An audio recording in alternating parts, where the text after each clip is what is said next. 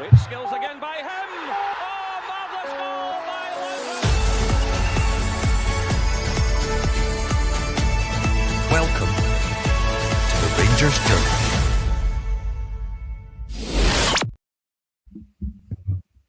Hello, good evening. Back to Monday again. We're nearly over the line for Christmas, thank goodness, and another day closer to the elusive January that we've been speaking about for a long time. We're here this evening. I'm joined by the two Billies, and I'm not going to make reference to that joke about the Billy Boys before we get on with that, before we get going. But I'll call it what we're going to call. We're going to call it Billy 1 and Billy 2. Will we go Billy J, Billy R? Whatever, mate. Yeah, whatever. Billy. We usually on the news pod we go Billy J. If it's Jack hosting, just to kind of differentiate. So I think you're okay with Billy J, aren't you, Billy? Billy Jack's fine, actually. It sounds like Billy Bob. I just sound like I come from like the deep south. Yeah. Well, I can't even go Billy with hair either, so I'm a bit snookered. So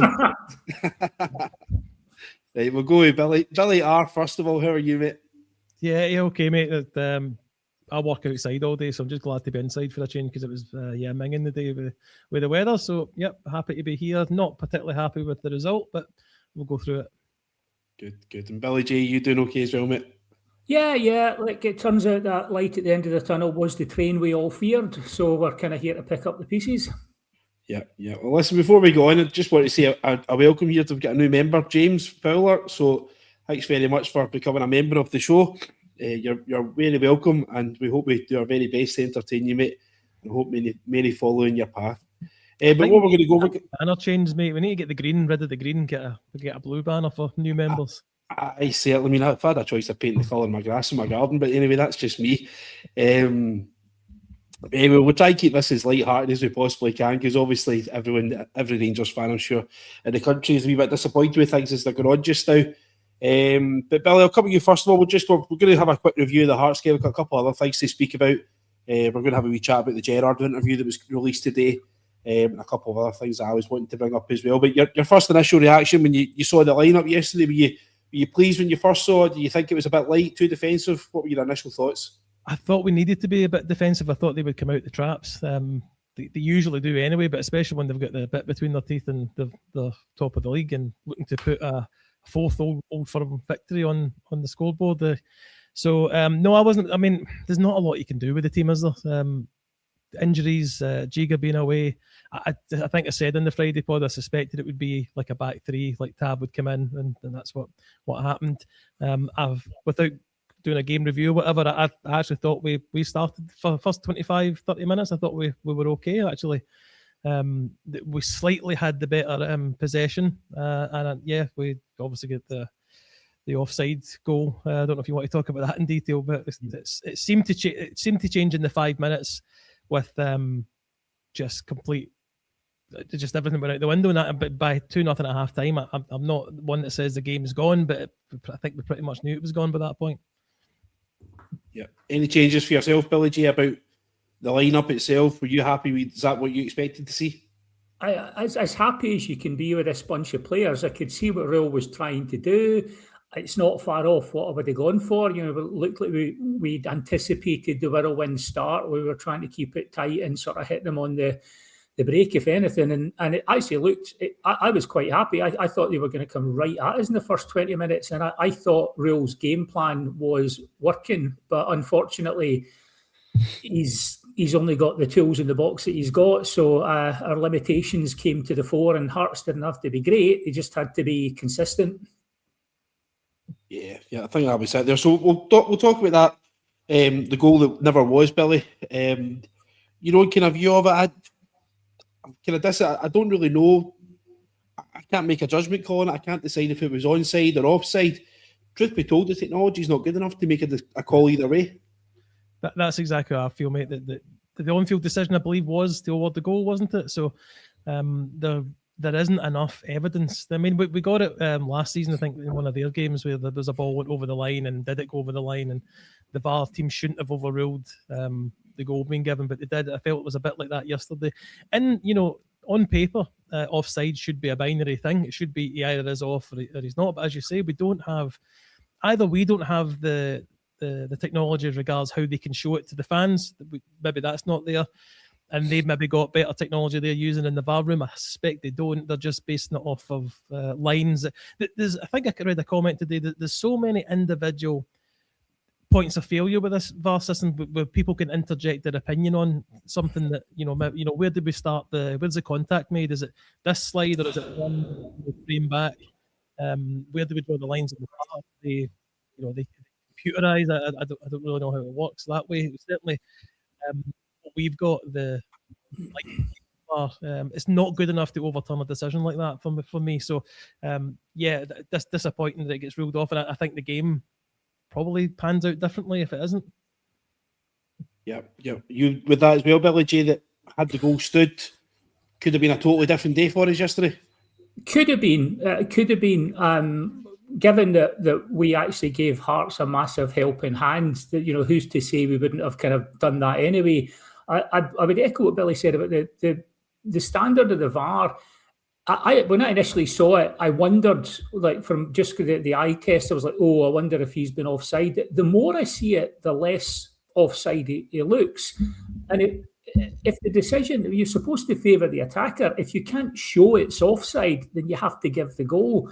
The thing that melts my mind, and it's like it's tin pot of Scottish football as ever. When they brought in VAR, as I recall it, what they said was some grounds have more camera positions and the capacity for better VAR than others.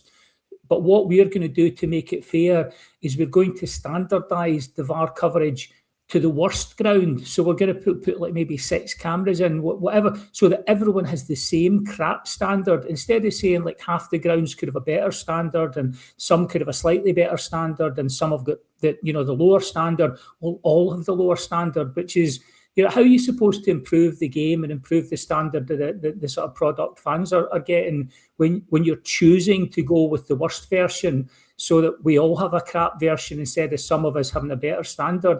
If your ground doesn't have the camera positions, it's the same as a pitch. Put in different camera positions, upgrade your ground, and then you'll get better VAR. So for me, it was disappointing. It could have been a game changer, but I don't know. This team's so flaky that it might have ended up 2-1 anyway. To be honest, I can't honestly say that this team's shown that when they get a goal, they suddenly become Real Madrid or anything. They might have gone on and won it, or they might have done that thing that they've done in a lot of games where once they get ahead, they seem to switch off and think they've done the job. In which case, Hearts would have just steamrollered them anyway. So I'm not sure. Yeah, I think you're 100% spot on. I mean, I've seen instances before where there's silly stuff that happens. Like you get rounds of the Scottish Cup and you get rounds of the League Cup where certain grounds have actually got VAR provided for them in the same round of the Cup as other teams, and it's almost like other teams are getting an advantage because they've got a better, stadium facility, they've got better, camera facilities in there. It's either here in perfection or it's not here at all. And for me, there's too many things going on. There's even a show that gets held every single month that Sky Sports produce, goes onto YouTube, and it's Gordon Duncan and it's Willie Collum, and they actually sit down and go over mistakes. That's how many mistakes there are. There's actually enough mistakes to make a monthly show out of it, which is ridiculous in itself. And purely if they can't get the decisions right with the need of with the assistance of technology, just go with the human side of it, because we can't moan about human error. What we can moan about is even with the technology when they get it wrong. That's for me when it's absolutely nuts. There's obviously calls here for semi-automated stuff in there, and I think somebody's actually made a comment here. Can we actually afford it? Probably not, but we need to find the money from somewhere if we're going to have it, because if we can't carry on the way it is just now, Scotland are going to get, the SFA are going to get a lot of money from Scotland participating in the World Cup this year. Let's put that money to good use to improve the standard within our game. They'll probably trickle it down. I'm sure there'll be quite a lot of strange decisions when it comes to what they're going to use the money for, as there usually is with that kind of side of things. But it's daft. But anyway, we'll come to yourself again, Billy. Rangers still remained on the first foot, and I think it was a great chance came from Mikey Moore. He said a shot deflected. Keeper said a half-decent save. We couldn't take advantage of the rebound there. Do you think Mikey Moore suits playing in the middle more? I worry that we put an onus too much on an 18-year-old boy. I think we should be looking at other people. The spread of responsibility should be further within the team rather than putting it all on the shoulders of a young boy. 100%, mate. But he is obviously a good player. We're seeing that now.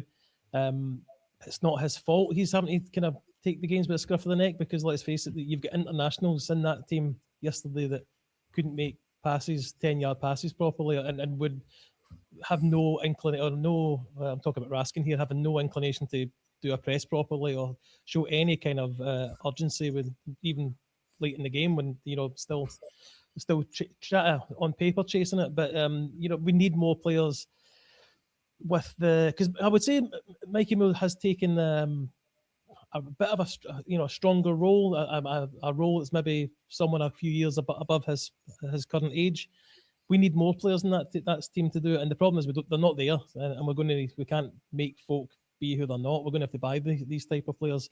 We need players with more experience, more leadership qualities, and aren't basically afraid to play for this club. You talked about Max Aarons earlier on in the season saying, well, we get too scared playing in front of the home crowd or whatever. But I think one of these things with Mikey Moore actually coming out and playing decently the last month or so, I would love to see if we could get him for a second season. That's how much of an impression he's made on me in the last couple of weeks. But it's not fair on him to be kind of burdened with the responsibility of being the only kind of creative outlet for the team. Would you be going along with that, Billy J, that we should be looking to try and bring Moore back? Another question, would Spurs be willing to send him back, considering where we could possibly be? We finished third in the league this year. European football for us is going to be very, very difficult next season. I think, really, truth be told, Spurs aren't going to send a boy like that up here to play domestic football in Scotland. They want him on the European stage. I mean, I think you're right there, actually, Ryan. I think if I was the manager at Spurs who's looking after, on-loan player development, a year up in Scotland to toughen him up, had we been, any danger of going into the Champions League, you might give him a second year. But to be honest, I would have thought a year in Scotland, and then maybe they start even bringing him into the first team squad. But I don't think he's going to benefit from 2 years playing in Scotland. And what he looks like just now, it looks like someone's taken, like an engine part from a Maserati and stuck it in a Fiat Punto. He clearly can. He clearly could operate at a much higher level if he had better players around him. And I don't actually fault Danny Rule for trying to play him through the middle, where he's looked like doing something when most of our forward players don't. But fair play, he looked game yesterday. But you are literally looking at an 18-year-old kid going, right, I've got to take on 6 players to get a shot away, and you can do that, once or twice, but it's no way to win a game of football, because you're basically go on, score as a worldie. I like his attitude. I didn't mind him playing up there, but it's the senior players around him that I think are the issue. The senior players are letting him down. And if I was Mikey Moore, again, his attitude's fine. If I was Mikey Moore's agent or Spurs, I wouldn't, maybe you might put him to a Ligue 1 side or something next season, but I suspect he might be pushing to get into their first team squad the next year or two. But back up in Scotland for another year of this, it wouldn't be me. Yeah, I agree more. So we'll move on to Hearts' first goal. A poor kick out by Butland. He's tried to spread the play. I think he was aiming towards Aarons to flick on.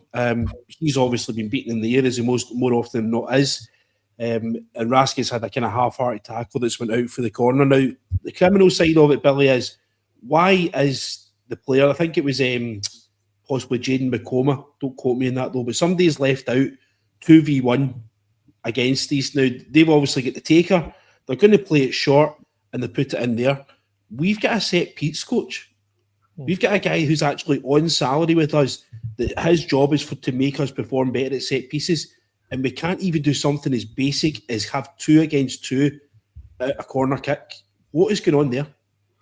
I mean, I don't want to jump down I can't remember the guy's name who's come in, but I don't want to kind of jump on bashing him too soon, if you know what I mean. It's still early doors. There's not been a lot of time on the training field, but you're right that the basics haven't been covered. But I generally don't think it's anything other than the players' fault themselves for it's like they've never played football before and they've just been told what the rules are, and then they're forgetting what they're meant to be doing, and it's that I don't know if you were in the chat mentioning something, Ryan, yesterday, but it was like they probably rather take a corner over a penalty with us at the moment, because we're so bad at defending them.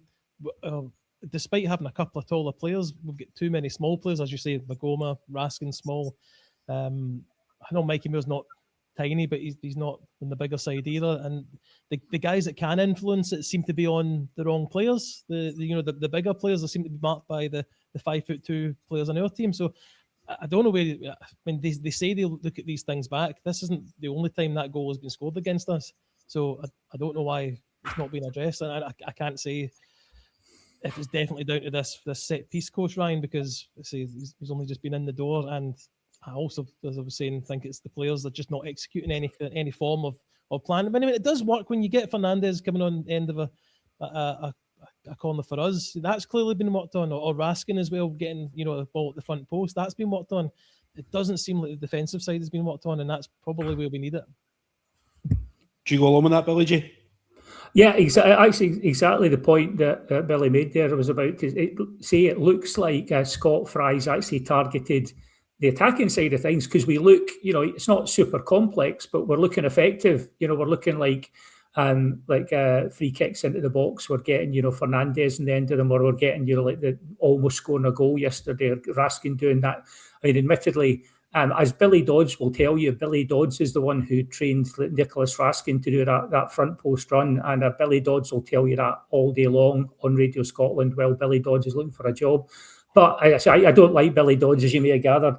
But in terms of the defensive side of things, like as a coach, you've got to come in and assume a basic level of competence. Like, you cannot be a set piece coach who's going, well, I need to tell you that if there's a 2-on-1, one of you needs to go out to cover that. That is so basic that either we've got some real duds in this side, or maybe they're still like in the deprogramming phase of being in the cult of Russell Martin. I don't know what it is, but frankly, it's embarrassing. If you were playing with your mates and you saw that, you'd be screaming at someone to get out and cover it. Instead, you've got a guy whipping in across actually from the edge of the 18-yard box because he's been able to stroll into space, and what do you know, they get a goal from that. And looked like they were targeting that. Looked like they knew they would get a 2-on-1. That's kind of worrying. That basics like that. It's not getting too far ahead, but times in the game yesterday, it was like watching like a school match in terms of some of the stuff we were doing. So yeah, I'm hoping that he's prioritised the attacking side of things. He's prioritised the setup at corners, and maybe Scott Fry's had a bit of a shock. He's going, holy crap, this is worse than I thought. And this week they'll actually be drilling the stuff that they should have learned when they were playing under 12 football.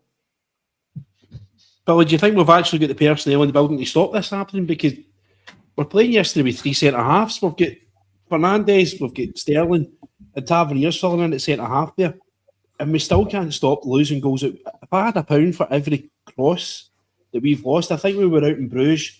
I think something like 4 of their 6 goals actually came from crosses in the first half. It's madness that we can't defend. And I'm looking, the common denominator, to be honest with you, is Jack Butland.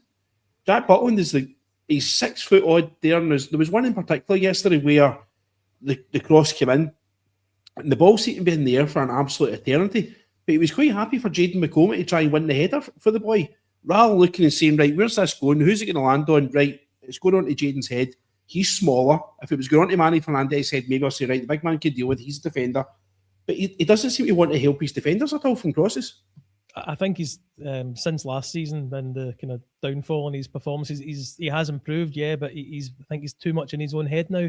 He's now too worried about him making a mistake because he was calamitous last season, let's face it. And then yesterday, I don't think the Shankland goal should be beating him at any goalkeeper really, but that's beside the point. But he seemed very reluctant to come for things, whether it's a ball's on the deck or whether it's, as you say, balls in the air.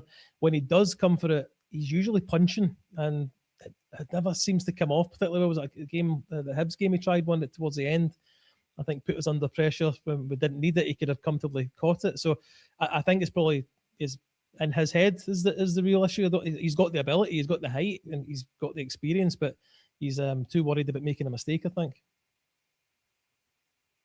Yep.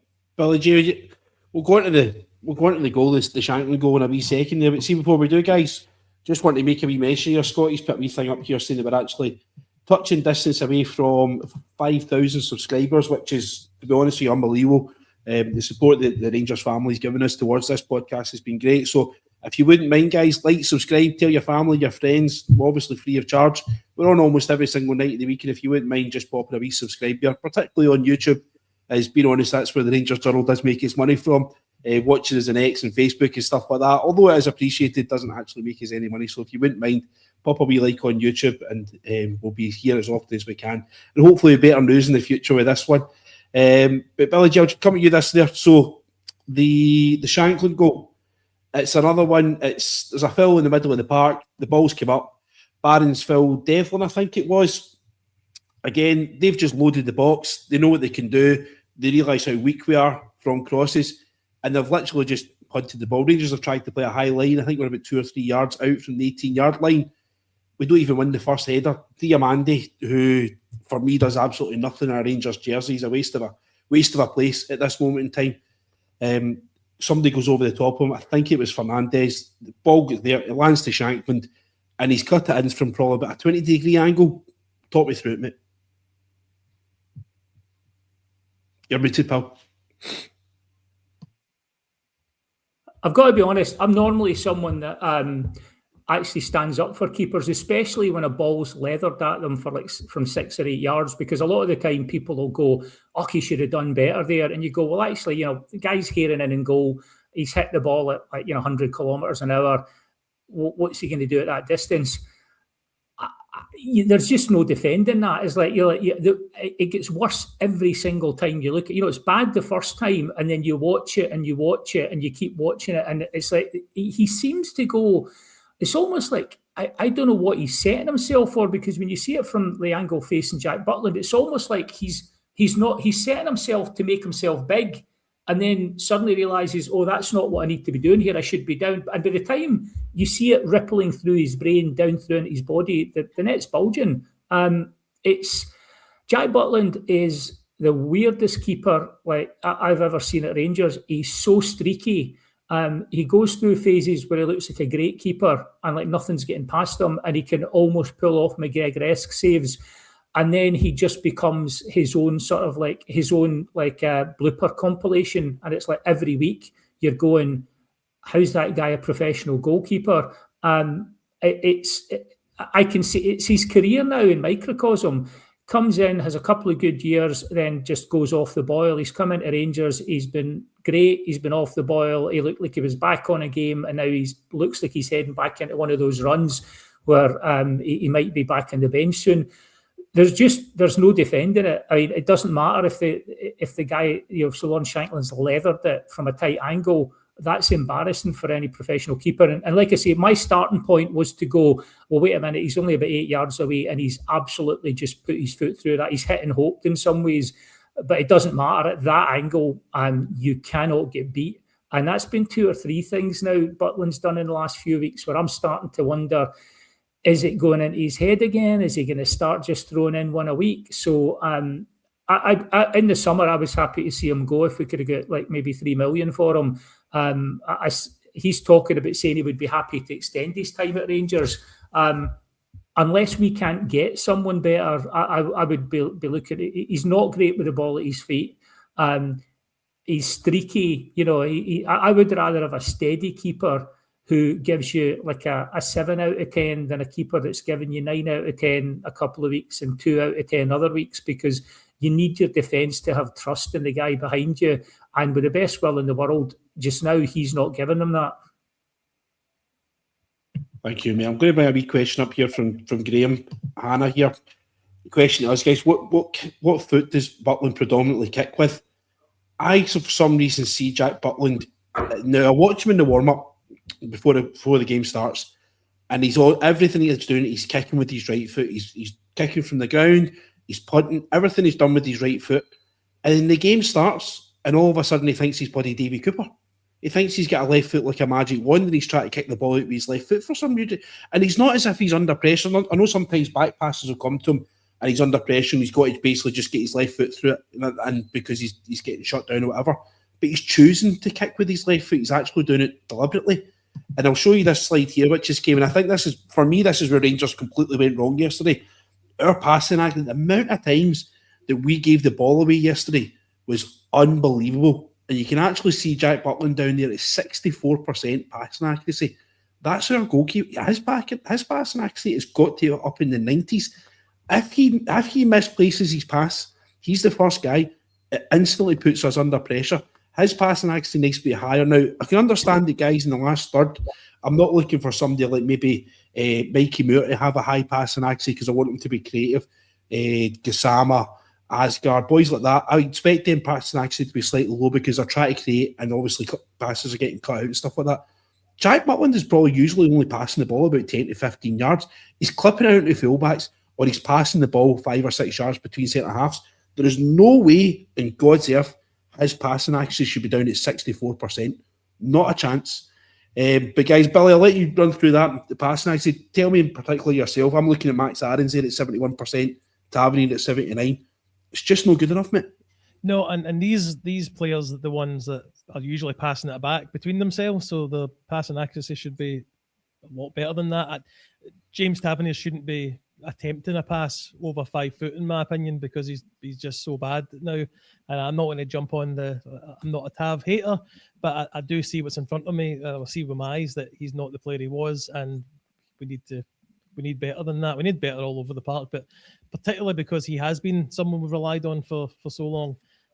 But I mean, I'd be interested to know. I'm sure maybe Doug could bring it up for us if he gets a chance to see what his passing accuracy was like in previous seasons, because I can't imagine it was as bad as this. I mean, even I don't know if a corner counts as a pass, but every single corner he takes goes to one of their players or is overhit, and that's not just in yesterday's game, whatever. But he's a shadow of himself, and I mean, you're looking at Jack Butland as well. Surely most of his passes must be around players at the back, and to be as low as 64% is telling in itself. That, and to go on to your foot question, I can't understand. If you're right in saying that he's deliberately choosing to play with his left foot when he's right-footed, I don't know what it is. I don't know if it's to try and he's wanting to appear better with his left foot or get better at it, but you need to do that in the training field. You don't do that on a game where you're passing the ball away and then losing a goal 30 seconds later. There was one last season at Parkhead, and he shanked the ball out with his left foot, and whoever it is for them has picked the ball up in the middle of the park, and they've worked it away onto the right-hand side,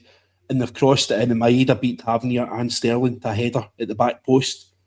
And as soon as he went in, I was like, that's that idiot again, trying to kick the ball with his left foot when he doesn't have to do it. And I'm sorry for calling him an idiot, that's maybe a wee bit harsh, but I'm a bit upset about the way that he's performing at this moment in time, because I think from a Rangers goalkeeper, we needed him to save that goal yesterday. He had to stop that Shankland one. And I don't care if he puts his foot out, his shin out, or whatever he has to. He has to get that ball round the post yesterday for us. And potentially it's one that's cost us the league. And it's as serious as that. That absolute howler is our season yesterday, maybe. And it's, hopefully I'm wrong, but it's just not good enough. Ryan, remember a couple of seasons ago, maybe it was a 55 season, and we played Celtic at Ibrox, and they were constantly putting the ball out because they were going through their troubles at the time. It feels like the same with us now that we're. I don't know how to really describe it, but there's no belief in that. You know, the players don't believe they're going to make it this pass, go to where they intended to be, and it's the same with Butland. But that is, if he's choosing to kick with a foot to the detriment of the, we still don't know why he's choosing to do it that way, but to the detriment of the team, where either the ball goes out, like a comment there, or we're under pressure because it goes to one of their players, and instantly they're kind of down our throats. But he's not learning from it, and that's the problem. You see, this happened last season, and he's not changed anything this season. He's been a bit better form. I would say he's been a lot better form this season, but he's still got performances like yesterday in him. And I say season-defining performances. Yeah. Before I come to you, Billy, just something I want to point out, and I would ask everyone who's watching just now to hopefully kind of realise what I've realised. We can't bring a shy back onto the park. The amount of times that I've the balls went off, and the amount of time it takes us, because all we do is give them time to recover and get a breather and actually get themselves back into formation, and their leaders on the park will organise and stuff. We're terrible at shying the ball onto the park. Every time that we take a shy, more often than not, we're losing possession. And that is the most basic thing. I used to teach my amateur football team about taking shies. Based on last season, but within 30 seconds of a shy, we lost the ball 90% of the time.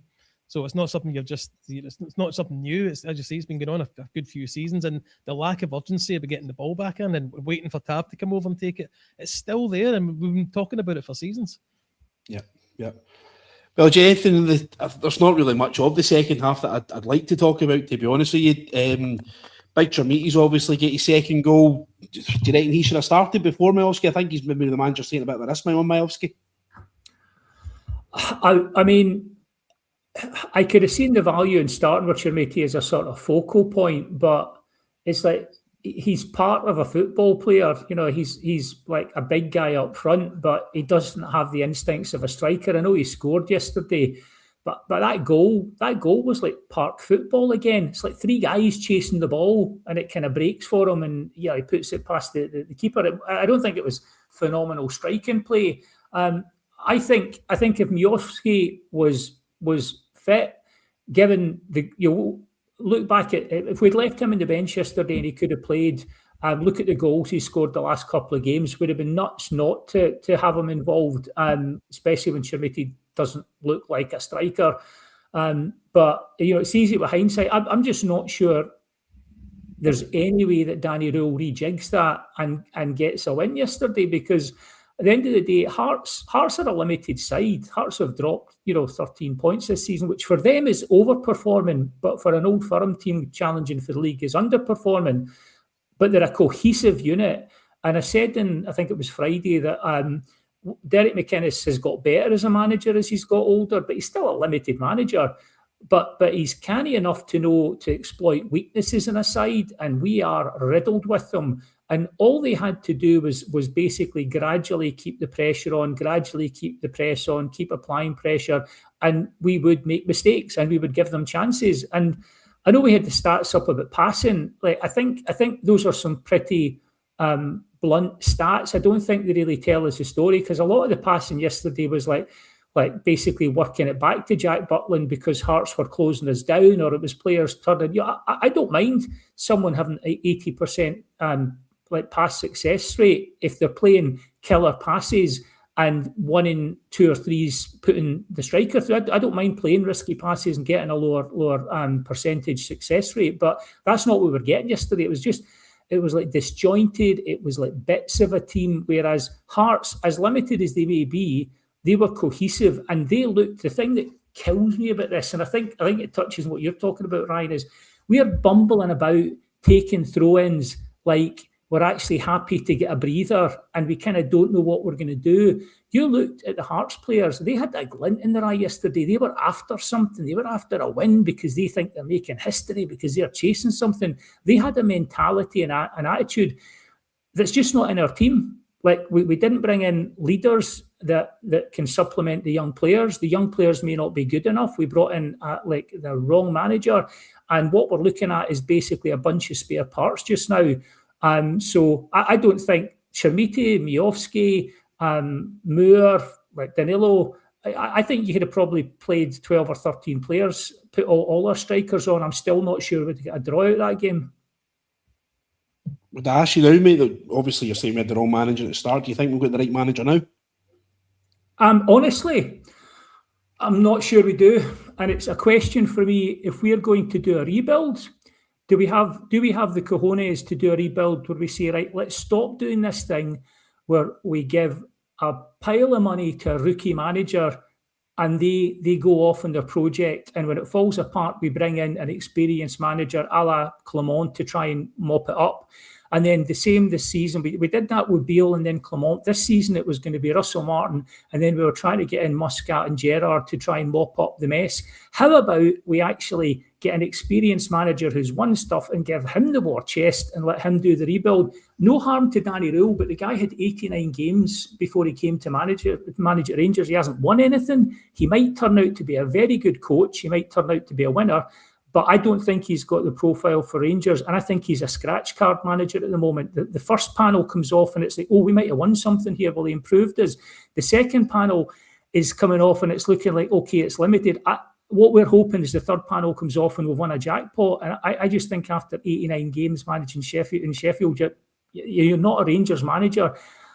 And I wonder if the Stevie G interview, which you'd trailed earlier, might be a wee bit of just reminding people he's out there. Should we have the balls to actually go back to square one for the start of next season?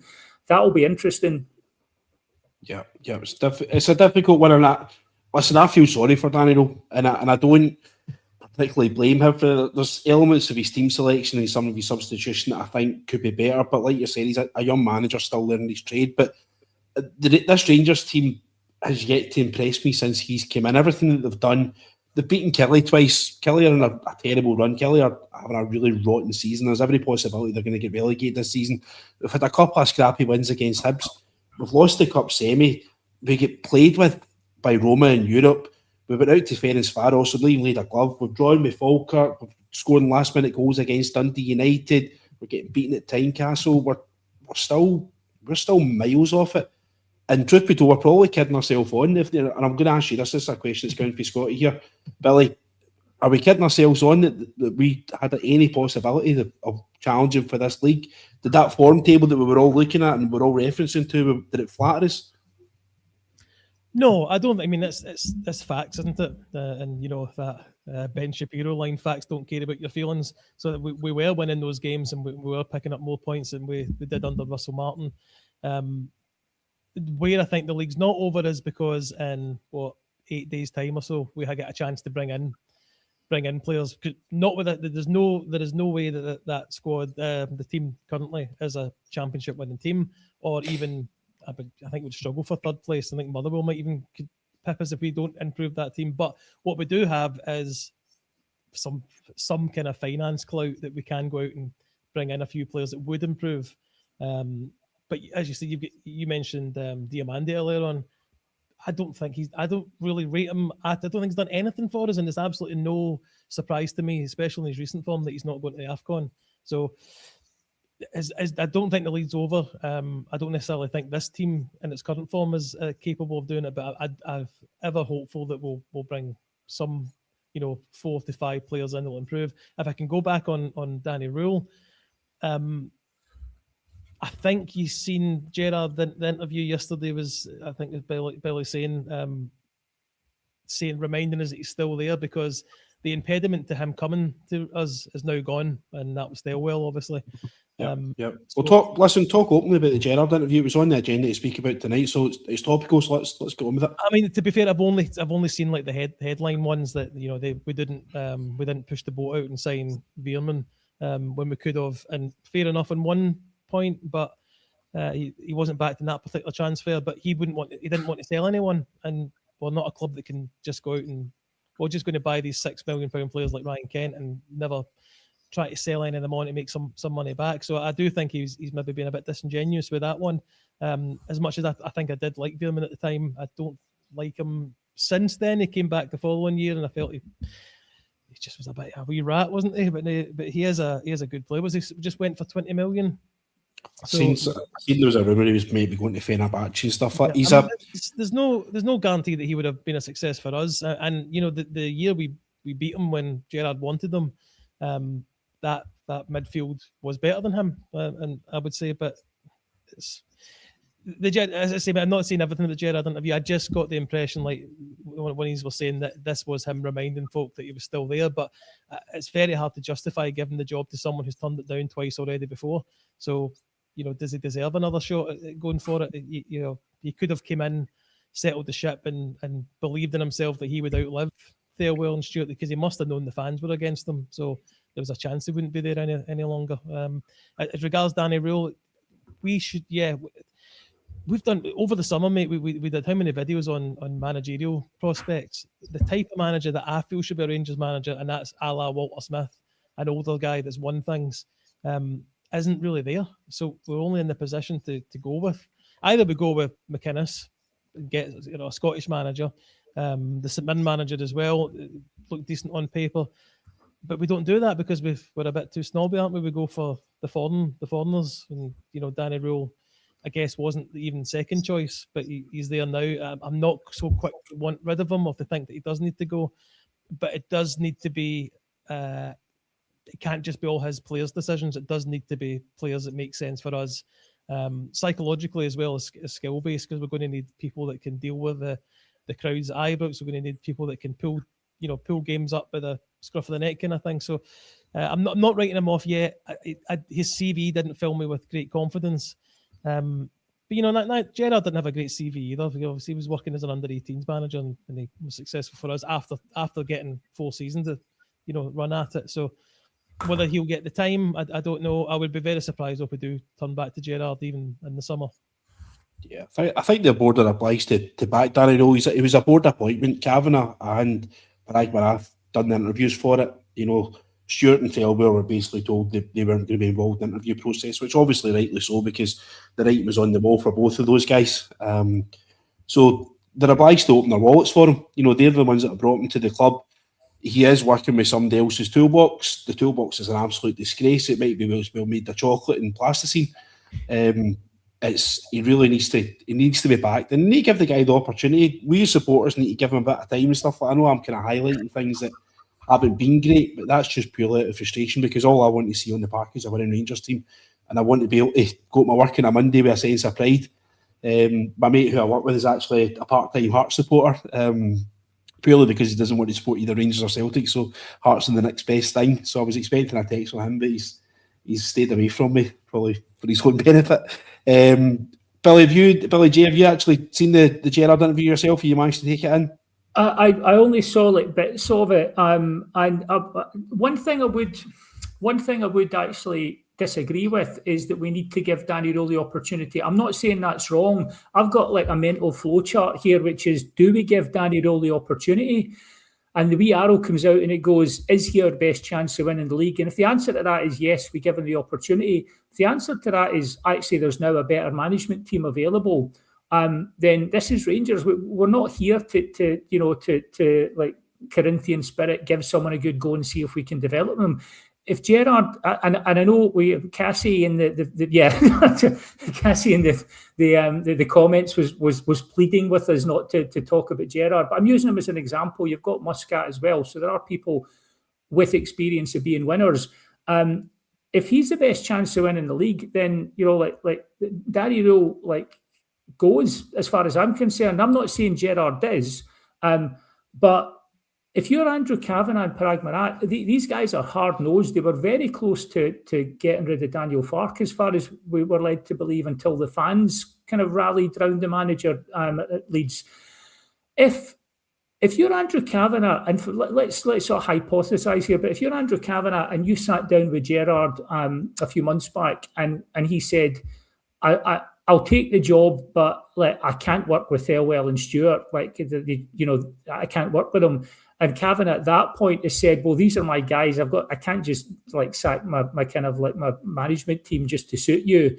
He might be, if you're Kavanagh or Marat sitting 2 months down the line, you might be going, Gerrard knew what he was talking about. He could see it even before we could. Maybe that is the kind of ruthless mentality you want. So I'm not. Danny Rowe hasn't done anything massively wrong, and I don't think anything that goes. I don't think yesterday, for example, or how the rest of the season goes even is down to Danny Rowe. He's come into a horrible situation. He didn't have a pre-season. These are not his players. They are a bunch of very confused football players, a very lopsided squad, and he's been left to try and kind of like turn this bin fire into something else. But if Parag Marat and Andrew Kavanagh are doing their job, they should be looking at January and also looking at the summer and saying, what is the best chance of Rangers winning the league next season? Is it Danny Rowe, in which case back him? Is it Danny Rowe until the summer and then get someone else in? I can't be emotional about this. I'm fed up seeing managers with no background, like your Michael Beales, coming in and being given Rangers as a project to try and kind of build their reputation on. I know Steven Gerrard was like a youth team coach, but he was a winner.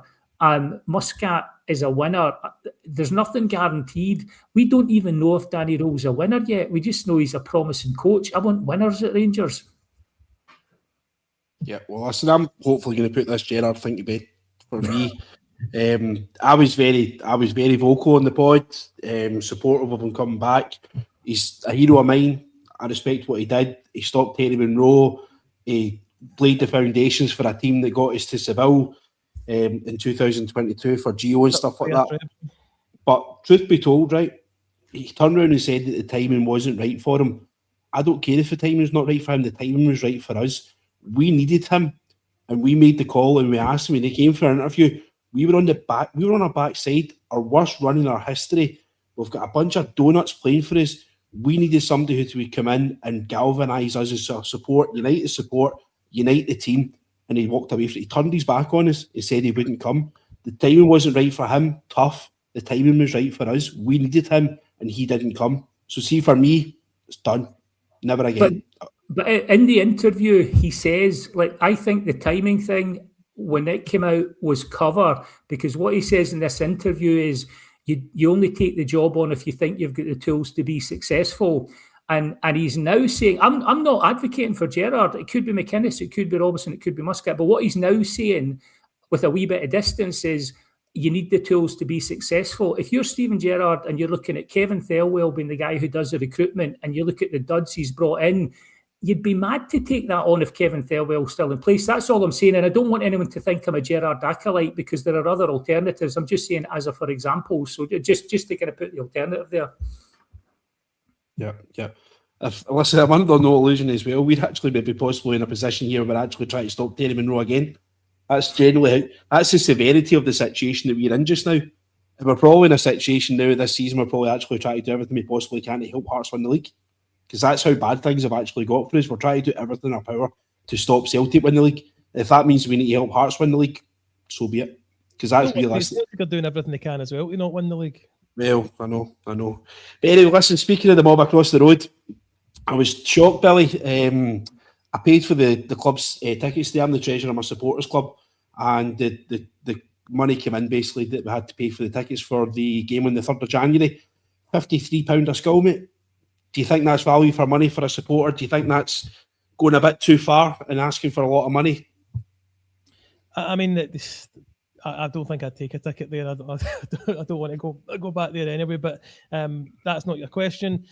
It's dear, mate. But I mean, are we not just so used to everything being dear now? Everything's been up in price. I mean, you can't even go to a concert anymore without it costing you £100 or more, depending on who it is. I remember going to the ticket counter in Virgin Records and getting tickets for like £5 and £8 to these things, but the price of everything is just skyrocketed.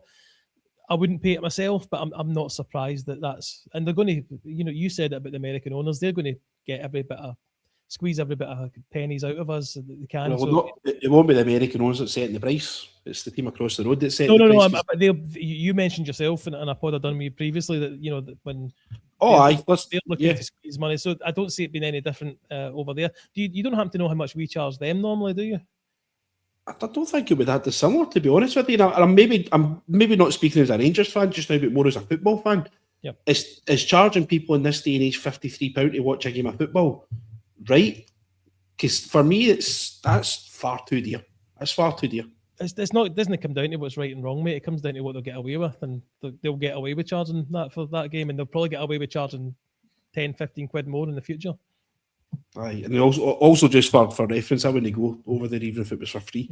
But anyway, Billy G, what's your thoughts on the ticket pricing for the Old Firm game on the 3rd of January?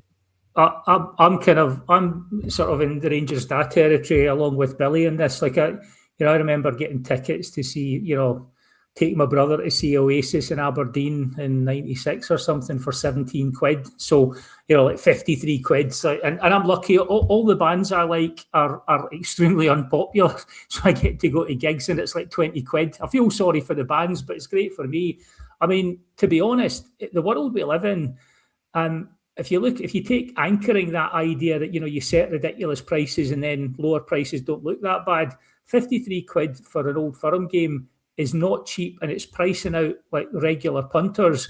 You then compare it to what people are paying for concert tickets, Taylor Swift concert tickets and nonsense like that, like 1,300 quid to be standing with a worse view than you get at Hampden. For me, I'm the same as you, Ryan. I think it should be priced. The fans are the lifeblood, and they give the atmosphere, and they're why the TV want to cover it as well. So I think almost fans going to the match nowadays in Scotland and other places should almost be subsidised, because if you price it so that it's only Not with Rangers so much as like down south. If you price it so that it's only like really rich fans that can go, kills the atmosphere. You just end up with day trippers, tourists, and sort of like people who are there to enjoy the spectacle rather than folk who are kind of like really into the game. So I think football has to be careful if it goes down this route of pricing out regular passionate fans. It's going to actually impact the product, and then that's going to affect everybody. So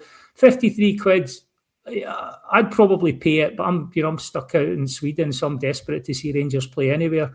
I do think like 40, 45 quid seems like more a reasonable price for watching Scottish level football. Ryan, can I come in on it as well? Of course we can, sir. Yeah, cause it's not even like it's the final firm game of the season, and it's going to be some way decide what's going to happen to the league. We're both not great at the moment. So it's not even like a great. It's going to be a great spectacle of football that you think I can't miss that. I'm going to pay the 55 quid for it because it's really just a run of the mill mid-season. Well, I wouldn't even say run of the mill because I don't know any other season when we've certainly not since back in Aberdeen and Dundee United times when they were winning leagues that a game that I was kind of so uninfused for it. I'm hoping that we do get a couple of signings in the first day of January, and that's what makes me kind of get up for this game. But maybe it's just a disappointment of yesterday, but it certainly seems like that's pretty steep for watching two teams that are rubbish at the moment. Well, I was going to come on to signs in a wee second. Just to finish off on the ticket pricing, the question I would be asking if I was Rangers and this ticket price was obviously, because we're collecting the money on their behalf and passed it on to them for the tickets, I would be asking them, how much were you charging Falkirk when Falkirk came to you? How much were you charging Livingston's away fan? How much were you charging Dundee United? What were they away fans paying to go to Parkhead? And why is there so much? Why is there this Rangers tax that exists within Scottish football? Whenever we want to sign a player domestically, all of a sudden their value triples. Why does the Rangers tax exist? But that would be certainly the question the club should be asking. If we're asking the club to defend our fan base and speak up for us as fans, then this is the kind of thing you should be asking. Why is this so much money? So, and an agreement probably needs to be, I think 20 is plenty for an away ticket. I think across the board as policy within Scottish football, any away ticket should only be £20. Regardless of who you are, where you're going, whatever ground you're going to, £20 should be a standard rate, a fixed flat rate. But anyway, I'll stick with you, Billy. Santa Claus is coming to town, as we know. 3 wishes you're getting granted for your Rangers transfer window in January. Talk me through your 3 wishes you would like to see. Is this me? Aye. This is you, Santa. You've been a good boy this year, Billy. Well, you're going to get three players in the transfer window. Not necessarily names, but profile players you would like to see. Yeah, I mean, I was going to say my first wish would be to have a few more wishes because I think we need more than 3 coming in, to be honest with you, mate. I think it certainly seems on paper vital for a left back because we only have one. I'm not so, once G gets back and we've got players that could cover that. So it's not the most important thing for me, but I do understand you probably should not start a season with just one out and out left back, but for me, it's right down the middle, mate. It's centre half, centre mid, and centre forward.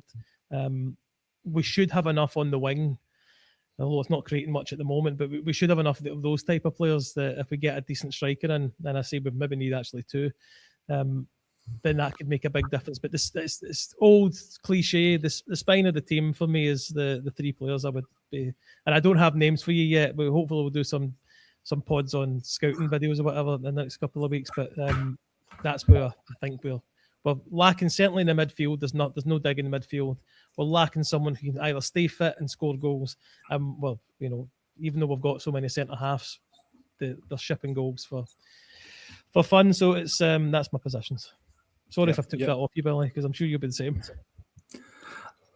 To be honest, it's difficult to disagree. What I would add to my wish list in terms of what I would like in those players, I would like a midfielder who can actually, an experienced midfielder who can actually control the pace of games or has a bit of game intelligence, someone who actually gives us shape. Like Aberdeen brought in the guys at Christensen. He's not a great player, but you saw when they brought him in that he sort of like, he gave the team shape. He had like the experience to talk to youngsters around him. So someone like that can actually, because we just look like, we've got no shape and players don't have game intelligence. So, if you could put Scotty Arfield in a time machine and punt him back 10 years and bring him in, someone like with that sort of personality, as much as the play, as much as someone that's got the kind of the experience, where we're going to get players like that, like someone like a Scott Arfield, or even, going back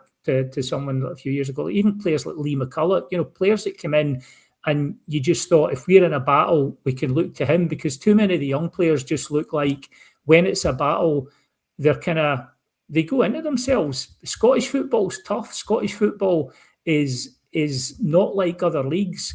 And you need to feel like that there's someone who knows what they're doing in that team. So a central defender, central midfielder. I was getting reports about, like, I don't know if he's available. There's a striker, he's called Cyril Dessers. I've heard he's playing like somewhere. He bangs in about 20 odd a season. Just want to put the cat among the pigeons there. But in terms of what we need in the team, we need everything. So, if you were to say central midfield, central defence and up front, then next you're going to go, well, we need a decent left back. You can't play a 19-year-old all season. Then you're going to say, well, the right backs are kind of not much because, like Tav's shot and Aaron's as a non-entity. So it's kind of like, it's what's the most important thing? Well, there's three, but I'll tell you what, Ryan, I'm going to do the classic. If I get 3 wishes for Christmas, my first wish is, can I have like 22 wishes, please? And I'll rebuild that squad for you. Maybe need more than 22, mate. The way things are going. For me, but I think we're screaming out. We're one short in the middle of the park. I think Barron is doing really well. Barron's really playing above himself at this moment in time. I think he's come in the last kind of few games. I think the wee man's been absolutely brilliant. He's worked his effort. He's doing really, really well. But he gets into the last third and he gets a nosebleed, and it's just not his area of expertise. He's never going to be a goal-scoring midfielder. But by God, does the wee man work hard, and he gives 110% every single game. Raskin at this moment in time, I've got no idea what is going on with him. He is so far off the boil. He needs to come out of the team, to be honest with you. And I think we need a number 10. And Mikey Moore's doing well, but Mikey Moore's a luxury product at this moment in time, and he's not going to be there long term. We need to get somebody in. Taylor Asgard is not the answer. Mohamed Diamande is not the answer for somebody that's going to. We need somebody else in there that can actually take the ball and drive forward. And I think we need 2 strikers, because I don't think any of the 3 that we've got just now are anywhere near good enough to, that Majowski's come in and he started to show a bit. Right, fine. Majowski, truth be told, I think is our third choice striker, for somebody that can come in and do okay. Tramiti is never a Rangers player in a million years. He's just not good enough. He'll never will be good enough. There's so much work that needs to be done in that young man to make him a football player, and we don't have time to do it. And Danilo, for me, pound for pound, is one of the worst signings in our history. For the £6 million transfer fee, a £7.5 million 5-year contract, for me, is appalling. It's really, really bad work that we've done, and really bad business. We need to score goals, and there's comments here about defence and stuff like that. Defence will be fine. Goals win you games, and we need to focus on scoring more goals, because we're not scoring enough, we're not creating enough. So, and I don't care if we win every single game 4-3 to the end of the season, see, as long as we're winning, but we need to score goals to be winning games. So that's it. But listen, we'll get wrapped up, guys. Before we go, if anyone is lucky enough, and I've very much been lucky to be going out to Lanzarote over the next few weeks, because it is absolutely freezing here and it's pouring down with rain most places. If you're lucky enough to be going out to Porto del Carmen and Lanzarote for your best of time, then I'd ask you to pop in, see Kenny and the guys. A family-friendly bar. They serve Tennent's Lager. They show every game of the famous. The team will look after you. I think they also serve food, so get yourself in there. You'll be more than welcome. You're guaranteed to have a great night. If you tell them that the Rangers Journal sent you, I think the hospitality might be even slightly better from what I hear. So pop in, and the guys will catch up. You'll be very well looked after. We've just got one quick question before we go here, from William Holmes here. Who's the most consistent player we have? Billy, quickly. Barron at the moment. Yeah, I think he's. If you're talking consistently in a good way and not consistently bad, then yeah, it's going to be Barron. Yeah. Billy J, just quickly. Billy stole my thunder there. I was about to say Chermiti maybe, or Danilo, because they have been consistently mince. Consistent. I mean, Barron is playing close to his potential, but I think he's still a work in progress. And just to echo what Curry was saying there, for me, Raskin is doing just enough to stay in the team, to get to the World Cup, to get his move, and it's kind of really grating on me. So, yeah, I think at least Barron is giving you what he's got. Yeah. I'll chuck in a wee kind of curveball there. I think Jaden McComas done quite well for us this season, considering he's a 19-year-old or 18-year-old boy. He's come up, he's not played any first-team football from what we know. He's come into a massive club in a real pressure situation. And although he's had a couple of wee moments of lapse of concentration, stuff like that, I think that wee guy's actually done not too bad for us at all. So considering the circumstances he's been flung into, so I put McComa in there, and he's made himself available most weeks for us as well. So I'd like to put him in there for consistency, maybe not necessarily high performance, but certainly consistency at that level. But anyway, listen, we'll get wrapped up, guys. Billy, thanks very much. Billy J, thanks very much for popping on, guys. Tomorrow, I think they're on at 9:30 for a Q&A show, so go on there and catch that. And for all the viewers, Ryan, 8:30, is it? Yeah, I think so. Yeah, the schedule will be on. If you jump onto YouTube and like and subscribe, the schedule will be there. You can even set the wee alarm so you'll get a wee notification when we come on. But just like to wish everyone a very Merry Christmas and a good New Year, and all the best when it comes to you guys. Every night is a Rangers all night. Take care.